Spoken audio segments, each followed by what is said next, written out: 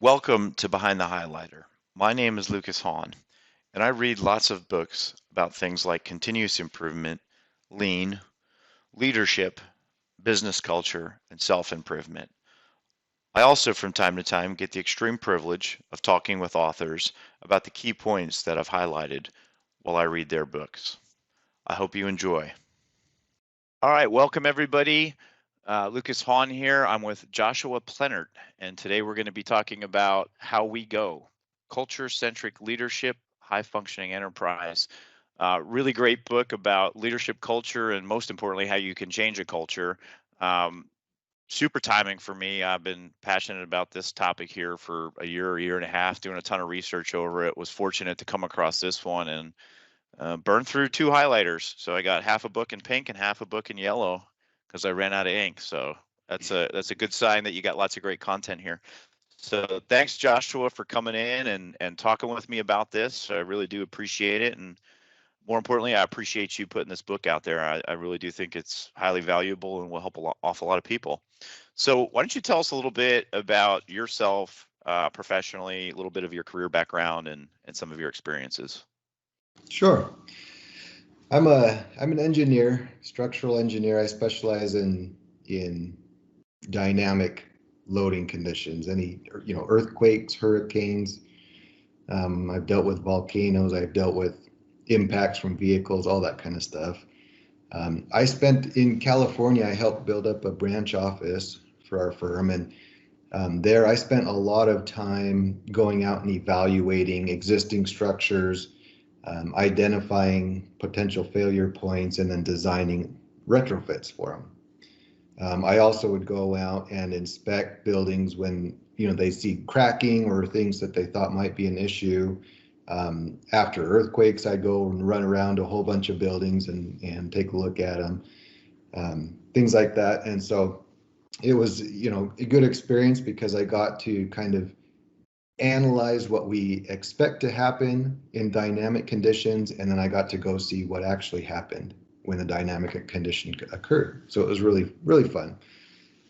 Same thing, I went out to Hawaii and opened a branch office there, and different conditions. We had earthquakes, we had a volcano go off while I was there, we had some pretty big flooding while I was there. So those opportunities for engineers are big, to be able to go and see what actually happens when that kind of stuff occurs. So that's kind of my background. I was a structural director in California, regional director in Hawaii, and really passionate about engineering. I got into kind of the management side of things early on in my career, at the request of some clients, actually, which was kind of nice, that they liked working with me, and so I got to get into that role. But just like most engineers, I didn't know anything about management or leadership, and so you're thrown into this role and you don't know what to do. And I struggled with it for sure. And I went back to school, got an MBA, started studying with the Shingo Institute, which focuses on continuous improvement and more of a cultural approach to continuous improvement, and tried to figure out, most of that's written for manufacturing, not really for engineering. Right. So I tried to translate it to engineering, and figure out, how do we actually do that in an engineering environment? How do we move a culture intentionally and build up a good cultural foundation for the type of operations that we want? So, as I learned stuff, I started writing them down, and the more and more I learned, I realized I should put this into a book. Look at If it this, I was got a book. it might be helpful to others. So Yeah, yeah. Well, it's helpful to me. So yeah, I'm glad you did. I just want to go a little bit deeper on a couple of things here. yeah, It's interesting because I was in a management role early in my engineering career as well, and very poorly equipped for it, and definitely learned on the job. And unfortunately, there were some team members there that didn't get the best me when I first started, but they were part of my journey, so I can yeah, certainly appreciate that. Um, I also wanted to talk about Shingo. I mean, that I started doing continuous improvement. I was working in it for a couple of years, educating myself as much as I could. And that part was missing for me. And then when somebody finally said, like, "Well, how much have you done with Shingo?" And I said, "I never even heard of it. I don't know how I've gotten through green belt certification, all this stuff without hearing it, but I haven't heard of it." And now that's my number one. I mean, that is one of the epiphanies for me, that, culture first, behavior first method of understanding this stuff was huge. So Yeah. definitely appreciate you got some Shingo background. And I just want to make sure everybody heard the word. When you were talking about culture, you said develop it intentionally. And I'm one of that. I love that. I mean, I don't think we do that often. I think we get so worried about our schedules and our numbers that sometimes we don't intentionally work on culture. So Yeah. thanks for sharing that. All right. So if you don't mind now, I'm just going to rip this thing open and see what your thoughts are on some of these things that I've highlighted. Like I said, I've gone through two markers, so quite a bit. I'm not going to grab it all. I'm just going to kind of randomly jump around the book here. Okay. Um, you talk about the purpose of leadership is to bring people together. The purpose of culture-centric leadership is to bring people together well. And so my question here would be, what do you consider well? Yeah. So in the subtitle of the book, I put high functioning enterprise. And that was very intentional. I think sometimes you can get teams that can perform well. They can get really, I guess, good outcomes, Right, um, but it can be toxic and damaging to the team, and the outcomes are not long lasting. You can make things happen really quickly and it looks really good on paper, but then next year everything falls apart. For me, bringing people together well is more than just making my numbers look good this year. It means we're developing a high functioning team that can continue to function for years and years to come, so that the improvements that we're having are not just gaming the system, but they're actually producing long-term continuous improvement rather than just looking good right now. right. I like that. Um, very good response there. That's perfect. So let me go into this next part here. I'm actually not going to read a highlighted line here because I highlighted a bunch here because I really like this section. You have, I believe it's chapter 2, where you have kind of the science of the brain and what different emotions and what different parts of the brain are working at certain times. And you say things in here around, leaders should be somewhat aware of what part of the brain they're engaging. Um, and you've even got a great quote about that. But what I'd really like to draw out of you from that section, again, this section is like some of the science of the brain, right? And you could go a little deeper if you want to, or however you want to approach this. But you talk about the science of the brain, and when this part of the brain's working, this is how people are responding. And as a leader, which part of the brain are you engaging? And if you're not getting the responses you want, you might be engaging the wrong part of the brain. So I'm curious if you've, in your experience, obviously you've done the research on the science, but what are some tips you might have for somebody to help them? Because to me, that sounds so easy. Like, oh, I just need to know what part of the brain I'm engaging. But then I really think about it and I'm like, well, how do you, I feel like I'd be guessing. I feel like, well, I think I'm engaging this part of their brain. So do you have any tips on maybe where you've done that well, or maybe where you've struggled and people have to be cautious? Yeah, yeah. The chapter on the brain, it was a little bit challenging to write, mainly because the brain is incredibly complicated. I mean, you could fill many volumes about the brain, and so I wanted to reduce it down to something that was actionable. Um, and so it is somewhat of a simplistic look at the brain, but I think Right. that it talks about the pieces that managers should know, because um, in organizations, when you have common behaviors, they're driven by the same systemic driver, right? Common behaviors are driven by shared systems. And Right. so when you look at behaviors in organizations, what that means is that behaviors are predictable. It means especially common behaviors are predictable and there is a common systemic driver of that behavior. What happens so often in organizations is we see common behaviors in the employees and we blame the employees and we start, giving penalties to the employees, or we're sending emails and memos and we're having trainings trying to correct the behaviors of the employees. And we don't realize that there's some underlying systemic driver of that behavior. And often it has to do with managerial decisions, the way we operate, or maybe even leadership behaviors that are driving those behaviors in the employees. So understanding the human brain and how it operates, at least on a simplistic level, is important because when you see common reactions from your employees, you can see that I'm triggering the wrong part of the brain. For example, a common one is we want our employees to, think creatively or be innovative or, be problem solvers. Right. And when there's a problem, the management approach is often put pressure, more pressure, more pressure, more pressure. We need this done right now. And what Right. you're doing when you do that is you're triggering the survival brain immediately. And the survival brain starts to numb the executive brain, which the executive brain is where all that creative problem solving happens. And the Right. survival brain, all you're going to get from that is let's just repeat what we've done in the past.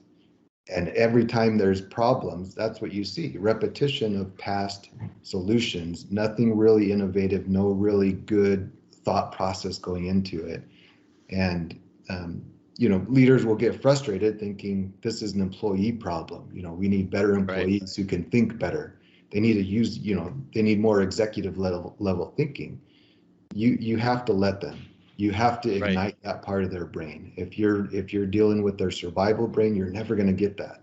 And so I think that's why it's an important topic because Yeah. those behaviors are predictable, and the better you kind of understand the psychology and the neuroscience that's going into those behaviors, you can adjust your leadership behaviors and your managerial decisions to get the right executive level behaviors that you want out of your employees. Yeah. Oh, very good. I actually created a little bullet point for myself to remind, like I drew a quick diagram of which part of the brain I want, I want to be inspiring people to use in different situations, right? Yeah, yeah, Um, I did actually find that it's two sentences here that you talk to this really well, but it specifically says right here, leaders constantly use actions that activate the team's survival brain. Then they expect their employees to produce results only accomplished by the executive brain. right, That one was an eye opener for me, right? And I think, you talked about, frontline employee, team member behaviors, and I think it's easy for people in a leadership role to not to disconnect and understand that their behavior a lot of times is driven by your behavior, right. and so you have to be patient and aware of your behavior. Yeah, Um, Great. So I want to go into this next section. I just I didn't talk about this in the beginning, but I mean, a lot of the construct of the book, you have some really good stories. Some of them are some personal experience stories. Others are, stories that I'm guessing you researched somewhere. And, you know, you got a section here where you talk about wagons, traveling west and getting stuck, and just really good story. But then you bolt it to this visual for leadership, and it's around your culture having and you show a wagon wheel in the book, which I just love that. It makes it simple to look at. You have the core purpose in the middle, corporate ideology as a spoke, and then the social artifacts kind of as the outside of it. So what I'd like to know about kind of this section here and that visual is, do you think it's important to have a balance there? And if so, what are some of the things you could do maybe from a measurement system or an awareness system to understand if you do have a balance there? yeah, yeah. This this idea of the culture wagon wheel, it started with, I started studying and digging into cultural anthropology and trying to understand, what are the pieces of that apply to a corporate world, um, and what can we learn from that, and Um, I found that there is a structure to culture. Um, and sometimes when we look at the culture of an organization, it's difficult to put it into words because we can't see the structure of it. Um, and so I felt like it was important to talk about the structure of culture, but I wanted to talk about it in a very simple way that will have more of a meaningful impact. And when I first started studying the structure of culture, I filled notebooks full of information. And I tried to figure out, how do I reduce this down into something more simple and impactful? And the wagon wheel ended up being, a great analogy for it. That um, um, I think the biggest thing with the wagon wheel analogy is that each piece of the wagon wheel is tied together. That Right. that central hub is your core purpose.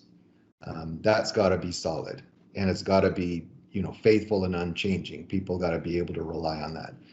Then the spokes are the corporate ideology. All the stuff that you develop: management systems, operational systems, values, objectives, all that kind of stuff goes into your corporate ideology. But the important thing is that all of it is firmly embedded in that core purpose. If some of that is not embedded in the core purpose, it ends up distracting from the core purpose and essentially weakening that cultural wagon wheel. And then Right. the outer rim is the social artifacts. That's all the stuff that I think lots of times when people think about culture, that's what they see the most. It's the most visible. It's the posters on the wall, and the pizza parties and the morale events and the team building and all that kind of stuff, Right. which is important. But if that's not tied to your core purpose and your corporate ideology, if it's not all aligned, then culture change by pizza party is so frustrating, and the employees hate it and they're annoyed by it. Um, if you look at organizations that where all of that is aligned, the Yep. purpose, the ideology, and the social artifacts, they're all meaningful and aligned, then the pizza party has meaning. But if you're throwing a pizza party just as an empty gesture and it has nothing to do with the rest of the structure of the culture, then it's just annoying and frustrating. So I think that's a big takeaway from this part of the book, is understanding that, when you look at your own culture, look at those pieces and make sure that they're aligned. Make sure that the way you operate is aligned with your purpose. Make sure that your social artifacts are aligned with your operations and your core purpose. When you get those things aligned, that's when your culture really starts to resonate with people.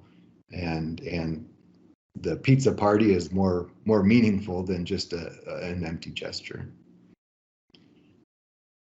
Awesome. Oh, that's some really good depth. I appreciate that. Um, so as you were talking, I think back to that chapter, and I think you mentioned Mr. Rogers in there, right? Yeah, Pretty balanced wheel for that guy. yeah, Was yeah, really able to achieve quite a bit. Um, so outside of Mr. Rogers, do you have, if I'm sitting here saying, boy, I want to see what right looks like. I want to know a company that has that balanced wheel and strong components to every part of it. Is there one out there that you think has some available information where people could go and say, oh, I'll research this company and see what good looks like? yeah, yeah. I think the most common one that people go to is Disney. Everything Right. comes back to their purpose. All of their operations, the way they manage, the way they train their employees, everything comes back to, why are we doing this? They'll give employees pins when they meet certain, year marks in employment, and those pins are just meaningful to them. It's not because of the pin, it's because of what it means and how it's aligned with the purpose and the way we operate. So to me, they're the gold standard of aligning these three things: the core purpose, the ideology, and the social artifacts. Um, Another one, at the opposite end of the spectrum, so a really difficult example, I think, is the way a lot of hospitals operate. Um, Mm, in the U.S. right now, I think our healthcare system is really struggling, and I think right. that's part of the cultural problem that exists. Mm, Is that the executive level administration are so far removed from the core purpose of helping people. So the Right. people who are on the line, their purpose is to help, but then the administration, their purpose is something totally different. And a lot of the management decisions have nothing to do with helping patients. And then they'll have a pizza party and it just makes people upset. And so, Yeah. I think that's Yeah. those are two extremes of a good example of, having a solid cultural wagon wheel and a really poor example of a very disjointed cultural wagon wheel. Right. Well, I love that. And I think, I know I'm not alone when I say this, like when I'm trying to change anything, and like in this case, we're, culture change, right? What Do more of this, do less of this, right? So it's always good to know like what does good look like, but what does wrong look like, so that you can avoid it, and so I'm really glad you gave both sides of the spectrum there. We get too fixated on the social artifacts, and we think that we can change a culture just by changing the posters on the wall, and it's just not realistic. I mean, there's got to be more depth to the culture than that. So I think understanding the structure of culture is important for that reason, making sure that each piece is aligned. So, Right. Yeah, it's a little harder than changing the posters on the wall. I think anybody who's tried that would agree, right? yeah. A little harder than changing the posters on the wall. I like that. Um, okay, so I want to go into this. Chapter 5 is removing barriers. This, I think Frederick Douglass was an amazing person, and just when you think about the excuses people have to not succeed, you know, to get where he did from where he was, he had more excuses than anybody, or just about anybody, and was very successful. So I really appreciate that you kind of reference him a little bit here when you're talking about barriers, because that's, we all, I think, when something doesn't go our way, like, oh, that's a barrier, whatever, we get frustrated. But I would have to say a lot of the barriers that most people face are really nothing compared to some of the things that he faced. And so you kind of use his story here to tee up this chapter where you talk about barriers and psychological barriers. And you say here that they're often the primary preventer of organizations developing high functioning cultures.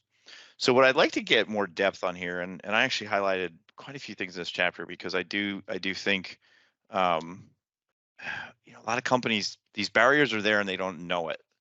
And so, ego, and I think that's the first thing you mentioned, is ego, and some of this. So, do you have experience or advice on breaking down those barriers? And so I think the easy answer is, hey, if the CEO or the most senior person understands where those barriers are, they're easier to come down. But I don't think most people are in that environment. So if I'm out there at the front lines, I'm a new engineer, I'm up and coming, and I see cultural things that just aren't what we want.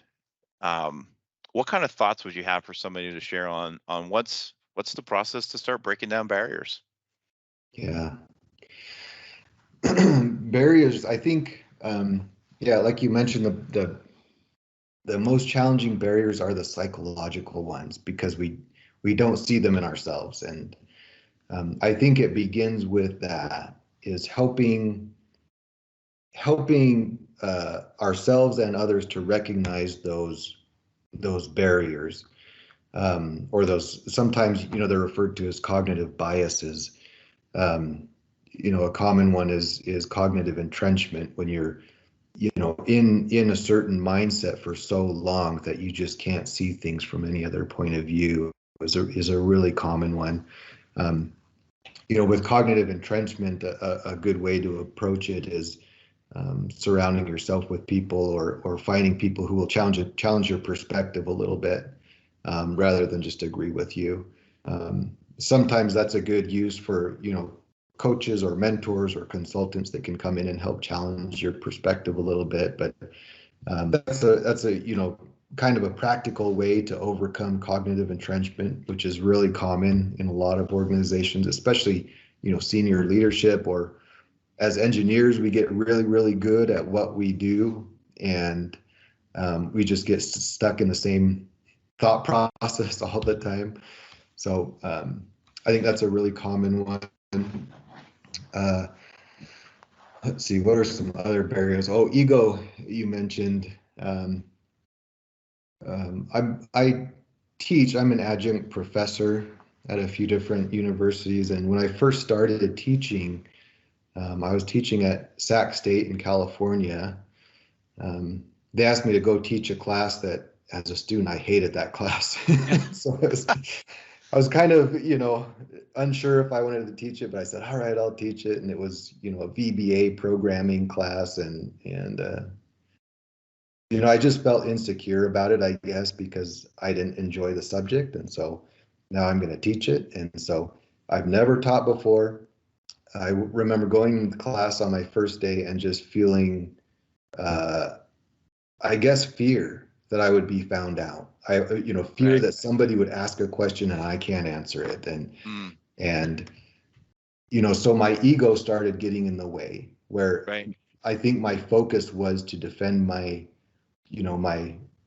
as a professor, and I'm the one that has the answers and I know it all. And at first my teaching was not good because of that. And um, over time, as I started to let go of that ego barrier, that psychological barrier of ego, and I started getting comfortable saying, I don't know the answer. Let's figure it out. Let's dig into that. And as I let go of my ego, that class always had a failure rate of around 30%, and I was able to improve it. So only, 5 to 6% were failing every semester. And it was really just by letting go of that psychological barrier and, letting the class be more comfortable asking questions and, or being curious about the subject and being okay not knowing the answers. And so for me, that the impact of overcoming that psychological barrier was immediate. I mean, yeah, I could see the grades jump up Right. significantly, not by changing the material, but simply by changing the environment, by overcoming that ego barrier. So Right. That little phrase, "I don't know," is so powerful, right? yeah. I I I mean, I'm glad that you use that as kind of the tipping, one of the tipping points for your culture change and your behavior change. Because I think, we spend so many hours producing reports and all this other stuff, and ask, why do we do that? And say, oh, well, I can't be in a meeting with so and so and say I don't know. Well, Yeah. why not?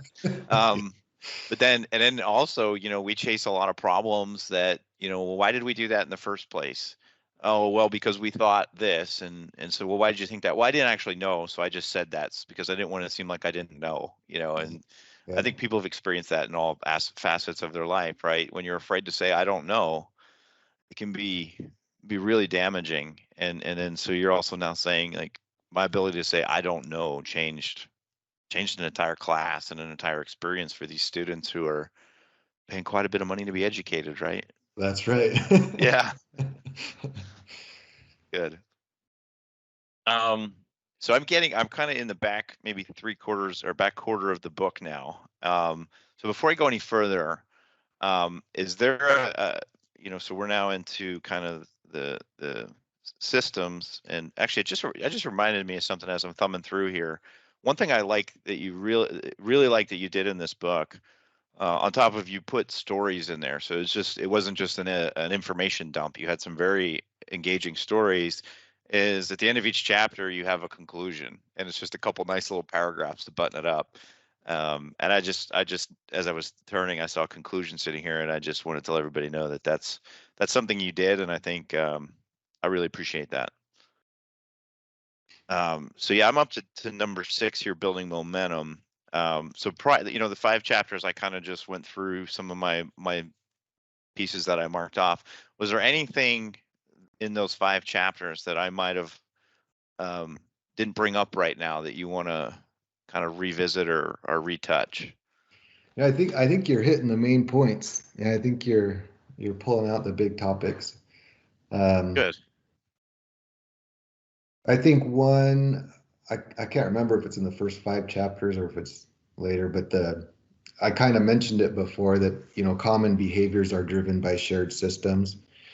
I think that's an important point, and it plays into, several different sections in the book, and it has a big impact on how we manage and lead people. So often we'll have, systems in place that are driving behaviors, and we blame employees for the behaviors instead of fixing the system itself. Like trying to, drive people to row faster in a sinking ship. It just doesn't work. I mean, you need to, Right. solve the systemic problems first. Um, as you design systems, I think an important thing to remember is if you make the right behavior the easy behavior, you'll get the right behavior almost every time. But sometimes we make the right behavior so dang difficult with all of our policies and procedures, and it's just, becomes so complicated. We think that if we write a policy, that's going to drive behavior, and it doesn't. Policies can inform behavior at the most, but they're certainly not going to drive it. There are other systemic drivers of behavior. So I think that's important. I think especially in trying to improve organizations, um, recognize that, and instead of trying to change the employees, change the systemic drivers, identify those drivers and fix them so that the employees are able to operate the way you want them to operate in the first place. So I think with changing organizations, that's important to understand. Common behaviors are driven by shared systems. Yeah. Perfect. Common behaviors are driven by shared systems. I wrote that separately here. And yeah, you kind of said to just sprinkle that. I do remember, a couple places hearing kind of the system thinking type stuff. Um, and then when you said make the right behavior the easy behavior, I distinctly remember highlighting that one. I think that's super simple. Like if all this seems overwhelming, just think about making, like, how can I create an environment where the behavior we want is the easiest behavior to have. Yeah, Have you ever read the book Friction by Dooley? I haven't. No. That's a great book, and it gives tons of examples about, so friction.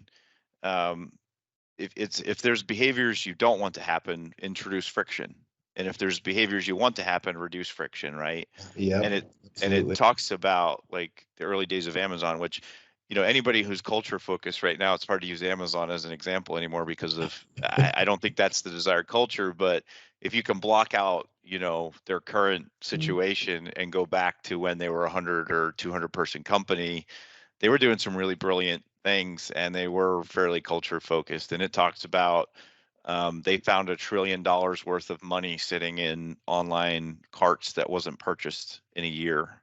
And they Oh, said, we want, why aren't people buying it? And it was too much friction, too many clicks. So their goal was to reduce clicks. And then, you know, and now we have the Amazon we have, right? So, oh, really interesting book. But when I remember highlighting that sentence, make the right behavior the easy behavior, and I immediately went to friction. Like, yes, yeah, reduce the friction of the good behaviors, increase the friction of the bad behaviors. And to your point, like, your systems could do that, right? Like, if right, you're really thinking about what behaviors do we want, what behaviors do we don't want, what systems are inspiring what behaviors, you could conceivably have your systems reduce or create friction, yep, to get the behaviors you want, right? right. And Great, great. Two we good often nuggets there. we often do the opposite. If there's a certain behavior we want, we create so many policies and procedures around that behavior that it makes it so complicated and difficult to achieve. And sometimes human behavior is more effectively managed through simple principles than through complicated rules. But that's the approach we typically take. Let's drown them in rules to get them to do what we want, and we make the right behavior way too difficult to achieve. Right. Yeah, and I know you talk, I don't remember what chapter, but I know you kind of talk about that. Like, I think you say something around the lines of, if we spend as much time on our culture as we did our policies, maybe we'd be in a better position. You didn't say it exactly like that, Yeah, but I remember that's what I took from from a paragraph you had written in there. yeah, Um, it's interesting because I just turned to chapter 6, and the last sentence or last paragraph, first sentence, last paragraph of chapter 5 says rules limit contribution. right. So you just got done talking about policies, and here it is. Yeah. Where you definitely have a nice little section here where you talk about how, too many rules, just crush the intellect, and Yep. the system is creating the wrong behavior, right? Yeah. And we see So that in good. engineering quite a bit. So I think Sure. engineers can relate to that, that sometimes, your design is so driven by rules that there's not a lot of engineering thought left that goes into it. And the Hmm. same thing happens with culture. We bury people with policies and rules and procedures, and we take the human thought, the intellectual thought totally out of it. So Right. Um, Great. Was there any other thing in those first five that I might have not pulled out? I don't think so. I think you're Okay. hitting the good Awesome. stuff. So Good. Good. So going into sixth, and this is now, the tail end. So it's broken up into three definitive parts. And this is the last part, the way you have it structured, which again I like. I really like that kind of breaking it up into segments so you can think about what space you're in. So this space starts with, building momentum, right? And I highlighted this because I see this a lot, and I never used the word rebel when it came to people trying to change culture, but I think that's what it is. I mean, sometimes it feels like a battle out there. yeah, And so a lot of people are at the front lines like, boy, the behaviors around here just aren't conducive to me going home happy every day. And wouldn't it be great if they were? And so you say when an organization lacks clear, resolute leadership, any attempts to improve become like a small band of rebels. These rebels desperately try to resist the status quo to make things better. yeah, So with that being said, I don't know if you're a Star Wars fan or not. I wouldn't consider myself a fan. I enjoy the movies, and yeah, if they're on, I might watch them, but I'm not like a super fan or anything. But when I hear the word rebel, that's what I think about, and I also think about the word hope. They use that a lot, right? And yeah. so maybe you could share, I don't know if it's a real life story of you personally or another organization that you've studied in some of your research where the rebels the rebels got it done. The rebels had Yeah. hope, and those rebels did shift the culture, because I think there's a lot of people that would like to hear one of those stories. Yeah, so would I. I think culture change by rebellion can happen. Um, how to do it intentionally and without, really serious negative impacts is super difficult. Right. But I think that um, one important point with this is the number one driver for burnout is when you make somebody responsible for outcomes without giving them the authority to control those outcomes. That's why culture change by rebellion is so difficult, because they are trying to drive an outcome, but they don't have the resources and authority to make it happen. And that's why they get burnt out. That's why the people who are so passionate about culture change often get burnt out, because they need that authority and resources to help support it. So if I was, I guess every day I feel like I'm part of culture change by, as a rebel, but I feel like the goal as the rebel should be, let's convert the leaders and let's get some Mm, authority and some resources behind us. That's when the culture change really starts to take on some real momentum and have some real impact. If you can convert somebody to this new culture change who has a leadership authority and has access to resources, you can really start to move it. Um, in the book, I use the analogy of army ants. That army ants are super yes, I remember that. industrious, and Yeah. um, they can do amazing things. And sometimes you'll get these little bands of rebellious army ants that go off in a different direction, and they lose sight of the leadership. And oftentimes they'll start to follow each other in a circle. And it's called a death spiral because they'll just follow each other more and more and more until they starve to death. And sometimes culture change feels that way. So I think the important thing is reach out and figure out how to convert those top level authorities so that you can get some real resources behind your movement. Right. It's Christmas time, so buy him a book called How We Go and That's ask him to right. read it. I might do that. Um, So this one, it's kind of crazy because I do have highlighter all over the place, but this section here, it's just one short sentence on the entire page is what I have highlighted, and I think it just speaks to how profound it is to me. If you fail to serve, you fail to lead. So I don't really have a question here because I just think, I mean, that's it. I mean, as a leader, you need to be serving those in your care. And so there's maybe a little more depth there, just what your Yeah, thoughts are there and what it means to serve, maybe. I yeah, just want to make sure I shared that sentence because that one jumped off the page to me. Like, how simple. yeah, Like, ask yourself at the end of the day, I think I'm a leader. Did I serve somebody today? yeah, absolutely. I think, sometimes the small things really, really are the big things in organizations. They have the biggest impact, and I think um, it often comes back to service. I had a manager um, who kind of, demonstrated this with me one time. I was sitting in his office and we were talking not about anything real serious, and he looked at his phone and he realized, oh, I'm supposed to be in a meeting with my boss right now. And I said, all Mm, right, that's all right, just go. Well, I'll come back later. And he said, no, I'm not here to serve him, I'm here to serve you. And I thought, oh man, that's such a great, perspective. And it really meant a lot to me that he took our conversation seriously and his service to me seriously. And I think if more leaders took that perspective, I'm here to serve you, not to look good to my boss, but I'm here to serve you as your leader, I think it would change, cultures drastically. Um, I think another aspect of this is a lot of organizations do see, servant leadership as important. And hmm they'll have trainings about it and they'll try to inspire people to do it and they'll try to get their managers to do it. And they don't see the servant leadership behavior. Um, Often, like we were talking about, that's a systemic problem.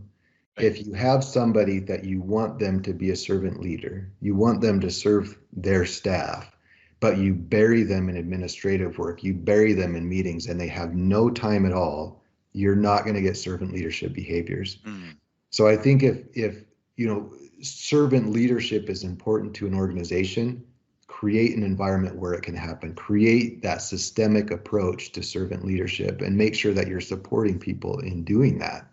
Many managers don't act as servant leaders because they just don't have the time. And right. that is an organizational problem that you can fix simply by you can create systems that inspire that behavior and allow for that in behavior. But getting frustrated that the behavior doesn't exist when it just can't Right. is pointless. Create Right. systems, create an environment where that type of leadership can happen, and it's the easy behavior, so it will happen. So Right. Well, I'm glad you shared that because I think when you define servant leadership for people or you explain or list out the behaviors, like a good servant leader does these things, right? I think yeah, anybody that's either part of a team or leading a team would look at those lists and say, yeah, I want to do that. Like, yeah, I'd like to do that, right? I don't think anybody looks at those things and goes, nah, we're not going to do that. But then it's like, what is the upstream system feeding this that you're supposed to be successful within? yep, And how many people are actually thinking about that system? right, So yeah, I'm really glad you shared that because I think, it'd be hard for somebody to go through your book and say, I don't want to do a lot of these things, but then it's how do you go do them? And then you have to be thinking about what system am I in and where am I getting these constraints that maybe people aren't aware of that are preventing me from doing it. yep. So yeah, that's awesome. I'm glad that one little sentence turned into that conversation. I just want to. So the next thing I turn to here, and you do this with a couple of things, and I really like it. So I just randomly grabbed one of them. So you talk about different kind of key pieces that make good leaders, like authenticity, empathy. I just randomly turned to one here, and it's integrity, right? And then what I really like what you did with these things is for each of these, you kind of explain why they're important. You give some really good stories. This one talks about the Prime Minister of New Zealand. Um, very good, very engaging, gets you understand it's a bigger a bigger topic. But then what you do a lot of here, and I love it, is you right here, but how do I actually go about increasing it? Because again, I think when most people read this kind of stuff, they're like, oh yeah, I want to be that. But now how do I operationalize it? How do I become actionable? And then you typically have broken them down. Where this one I think is three different things. Yeah, three different things. So first, know yourself. Second, practice psychological congruency. Third, enlist and engage. So I guess my question here would be the psychological congruency. That was a term I'm not familiar with. And Yeah. so where did you like do you know where you came up where that one came from and um where that's being used? Because that was I hear psychological safety and all of this other stuff, but that was kind of a new one to me. Yeah. Um, in writing this book, I spent probably 95% of my time in research. I think, as you know, any author should, they should spend most of their time thinking about it and a little bit of time writing it. I think that there should be some meat to it. And so there, psychological congruency is one, and there are other terms that, like social artifacts was one that I came across in research, and I thought, man, that's important. That's impactful. It's not something I've really heard of before, and I should include that in here. So, um, in writing this book, one thing that happened that was super frustrating but so valuable to me, as an engineer, I write a lot, but most of my writing is insanely boring. Like nobody. Technical writing, right? You had to take that class at some time? Yeah, like even engineers don't want to read that. It's too boring. Right. So, so I tried, I really wanted to make this book a little more engaging and enjoyable to read. And I had the book almost done, and my computer crashed. And like an idiot, I didn't have it backed up anywhere. And I tried and tried to recover it from the hard drive, couldn't get it. Hmm. So I started over and rewrote the book. And the second time I wrote it, I wasn't thinking about what to write. I was thinking about how to write it. And it totally changed the book. And I think made it better because it made it more engaging and more fun. And so, um, that setback, I think, was really valuable for me. And I think it led to a lot of these hidden ideas that you don't hear about a lot, but they came out because I had to spend so much time re-researching things and really thinking about, how do I write this and how do I make it so that it's quickly actionable for managers and not just, theoretical concepts. So Well, good. So that was a new term for you as well then. it was, yeah. Yeah, good. It's interesting because I made it through high school, and I think I even might have made it through college without reading a book cover to cover. I just hated reading. I don't know what it was about me. I just did not like sit down and reading. So I gamed the system and figured out how to get by without it. And now I don't know. I might read 2 or 3 books a week. Like I just constantly reading, and I don't know where that happened, but it happened, and so I'm so glad it did. So when I come across, part of me feels like I should have heard this stuff before, and that was definitely one I marked like, "Well, I feel like I should have heard that one before." But no, I'm That's glad. I'm interesting glad you because, put the effort into it. yeah, I'm the same way, in high school and stuff, hated reading. I was the Yeah. same one. I found out how to game the system and pass the class without reading the book, and it's Yep. hated it. But then for me, I think it was when I started reading nonfiction. Um, Yes. that I love. I can burn through nonfiction books really quick and absorb them. But you give me a fiction book, I mean, it'll take me years to get through it because I just I get bored with it. So, I'm 100% the same way. Every book back there is nonfiction. yeah. I actually just read a fiction book recently because I was kind of urged to by someone that really inspires me, and I read it. I actually enjoyed it. And I was like, "Oh, maybe I've been missing the boat on this." And I talked to him the day after, and he goes, "That's not really fiction." I was like, "I didn't think so." Oh. It was more autobiographical, right? So it wasn't like fantasy or anything, but tabbed as a fiction because there is some artistic license there to make it more interesting, Yeah. or impactful, right? Uh, But yeah, I was definitely nonfiction myself, so very cool. So I'm into the eighth chapter here, continuous improvement. So um, that's my world, continuous improvement at work, at home, everywhere. I love it. It's like a disease for me. I can't get away from it. I just um, can't stop. But um, you start the chapter here, and I had to highlight it. Anything you're not changing, you're choosing. yeah. And I think people get change adverse. But if you don't have the culture you want, either change it or choose it, right? Yeah. And I think so. Maybe just talk a little bit more about the. I think a lot of people, to me, a lot of people would say, well, just because I didn't change it doesn't mean I'm choosing it to be that way. But I think you're saying you are, right? And I kind of agree. Yeah. So what are the thoughts you have there about, maybe how do you enlighten somebody to realize, you're choosing this culture by not changing it? Yeah. Yeah. We spend our time learning how to deal with it rather than make it better. And I think part of that comes from human nature. Um, we have a strong aversion to ambiguity. Um, I don't know what it is that drives that, but we humans fear ambiguity. And it's almost a subconscious fear, like we don't even think about it. But, um, something like culture change seems so ambiguous. And that's, I think, why people fear engaging with it. Um, and I think that's why subconsciously we're choosing it. I would rather deal with this than deal with the ambiguity of how to change it. Hmm.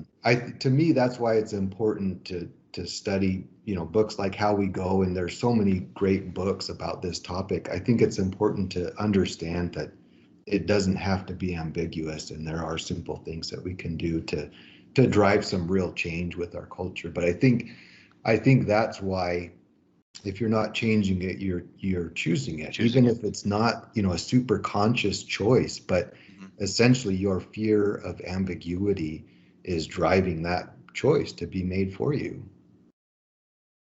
It's it's interesting, and as you answer that, I'm thinking here, how it's all coming together here. One of the things I really gleaned from Shingo that I use every day, and it's been super impactful, is KBIs, a key behavior indicator. So it's Yeah, measuring behaviors, right?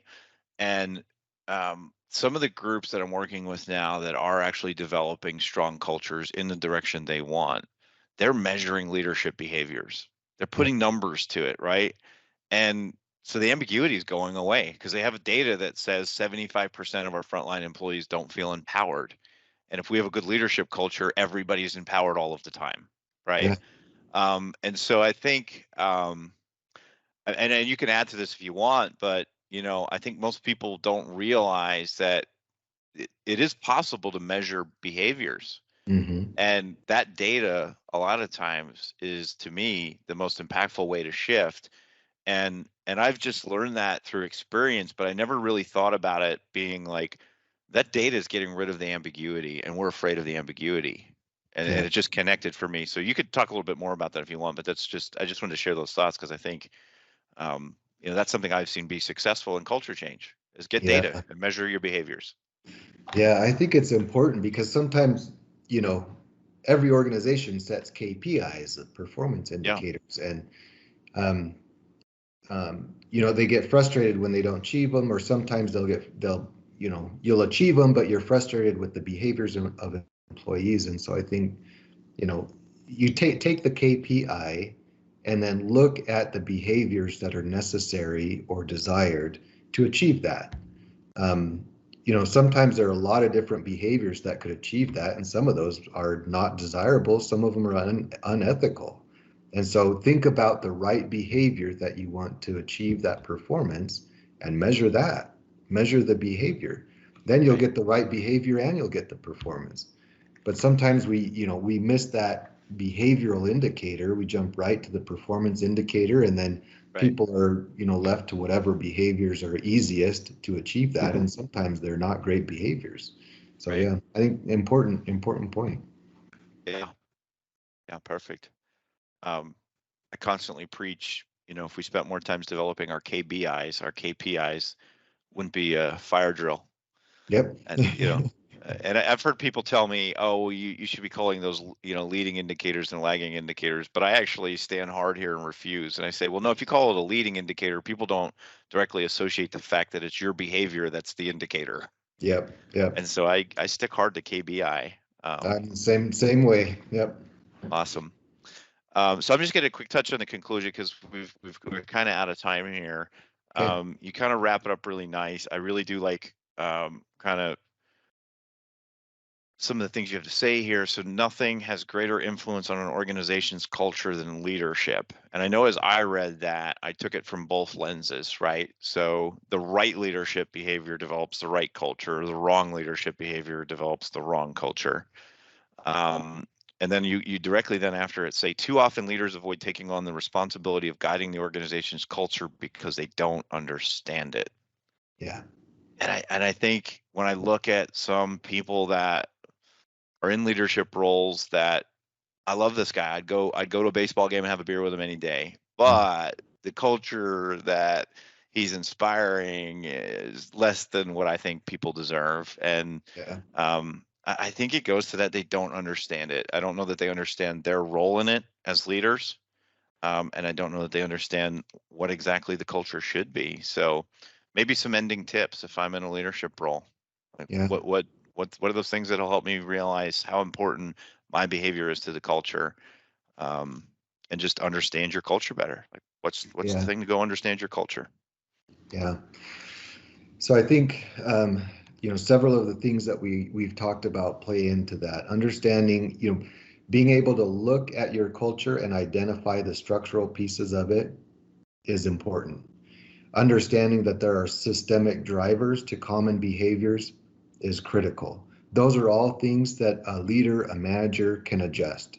You can adjust the systems, you can adjust all that. I mean, that's, employees are responsible for production, but managers are responsible for production systems.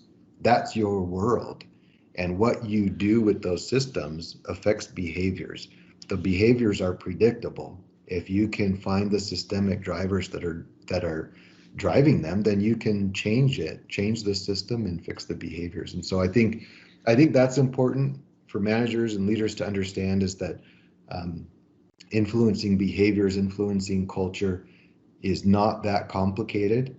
It seems very ambiguous, but when you break it down, especially for engineers, I think if you break it down into layers like that, you can see, oh, I can adjust that. I can change these KBIs and change this behavior. I mean, it doesn't have to be, magical and mystical. It can be very simple. And I think that um, the other side of that, the human behavior side and the way we treat people is also really important. Um, Right. I lived in South America for a long time. I think I wrote this in the conclusion, but I lived in Ecuador for a long time, and I was out.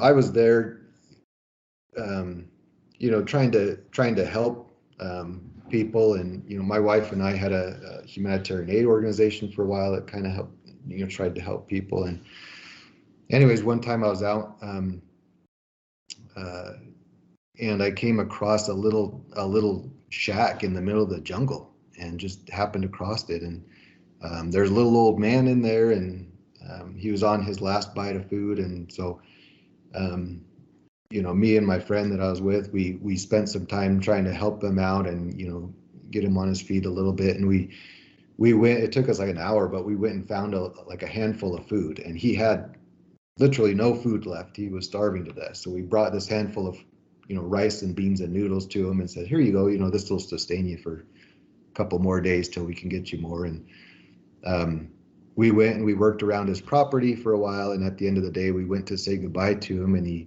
invited us to sit down with him, and he gave us each a bowl, and it was a bowl of soup that he had made out of that last bit of food. And to me, I was shocked that Yeah. here's a person starving to death, and he gets a little bit of food, and his first thought is, let me share this.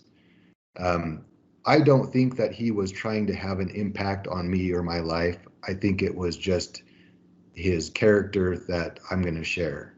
And the reality is that gesture has had a massive impact on me in my life. And it was such a simple thing, such a small thing, but had a huge lasting impact. And I think sometimes leaders, um, they don't see that. They don't understand the lasting impact that you can have on people and on culture just by those simple things, by your behaviors, by your integrity, by your character, by the way you serve people and you treat people. Um, that's a very big part of it. There are so many systemic drivers, but then there are also the people drivers as well. And so I think leaders need to be able to balance both sides of that. Right. Yeah. I remember the story, Diego, right? Diego, yeah. Yeah, yeah, it was a great story. Good way to end it. Um, and you talked earlier about a leadership behavior of him saying, "I got a meeting, but I'm staying with you," right? Right, Like that right. one simple thing. And I want to share one because I had a senior leader here do this, and I tell a story all the time because it was really impactful to me. Um, he was in the Northeast United States, which is where I am, and we had a couple of things going on where he really wanted my support on some things, and it was just he was in too many directions and said, I can't get to you, but we need to talk. So unfortunately, I'm going to need you to come to Tulsa, Oklahoma. So can you go home and check with your family on when the best time to travel is, and get with my uh, receptionist, and she can help set it up. And I left that conversation like, yes, like that's leadership. Like he Yeah. didn't just say, go to, I'm open next week, fly to Oklahoma. He said, go home and check with your family and see when the best time to travel is. Now I travel almost once a month because that's what my role requires. I kind of support the entire country, so to Yeah. speak, because we're pretty spread out. And I've only ever been asked that once. Hmm. You know, like normally it's we need you here next Tuesday, and Yep. I go because that's my job. But boy, wouldn't I rather go when somebody says, "Why don't you go check with your family and see when you can travel?" So simple things, Yeah, it's simple huge. behaviors, right? That culture-centered approach to leadership has such an important impact on people, and I think sometimes we undervalue that as managers and leaders. We don't see how important that is, but those simple little gestures just massive lasting impact on people. So Absolutely. Well, Joshua, I want to be respectful of your time here, and I know I've just taken a nice chunk of it, and I've enjoyed every moment of it. I really enjoyed the book. I sincerely believe anybody who's serious about leadership and being a leader, whether it's in a professional environment or any type of environment, could really learn from this book about how to impact the culture and how important leadership is to that. So I know I went out and got it on Amazon, but is there a certain place you would send people for the book? no, Amazon's good. That's right. Send them. And then if people want to engage with you, is there a place where you'd like them to try and find you, a Yeah. website or something like that? LinkedIn is the best place. I'm LinkedIn? pretty active on there, so you can find me on Okay. LinkedIn. And then Lucas, if you want, you're welcome to share my email address as well. So Okay. I appreciate that, Joshua. Any last thoughts for me or the potential audience here? I think I guess one thing that I'd like to say is there are so many leadership books out there. One question maybe people will have is why another one? Why should I read another one? I think it reminds me of a story that from my grandfather. He was a sheriff in a small town in Brady, Montana, for a while, and he shared the story of one night he was out patrolling the outskirts of town, and he came across a car, um, and he recognized the car. It was on the side of the road with the lights on, and he thought I better check on it, and he saw it was an elderly gentleman from town. My grandfather, everybody knew him as Dick. Everybody knew each other in that town, and Right. he decided to stop and check on this guy. And he walked up to the car and he realized the engine was revving, and the back wheels were spinning because the car had gone off the road right at the railroad tracks and became high centered. And so um, the headlights, the car was turned back to the road just enough so the headlights were still shining on the road ahead. And he went up and knocked on the window, and the guy kind of jumped and he looked up at him and looked down at his speedometer and kept his hands on the steering wheel, kept his foot on the gas and maintaining the correct speed limit. And um, my grandfather knocked again, and the guy looked up at him again and looked down at his speedometer and just stayed right there. And finally, after knocking a third time, the guy rolled his window down and looked at my grandfather and looked at the speedometer and looked back up to him and said, "What are you doing, Dick? I'm going 60." And he just, obviously he was a little intoxicated and he didn't understand, what quite was going on. And it wasn't, from his perspective, he was managing the car right. He had his hands on the steering wheel, maintaining the correct speed, foot on the gas, headlights on the road ahead. He was doing everything right. And it wasn't until somebody knocked on the window and challenged his perspective that he realized he was spinning his wheels and not really going anywhere.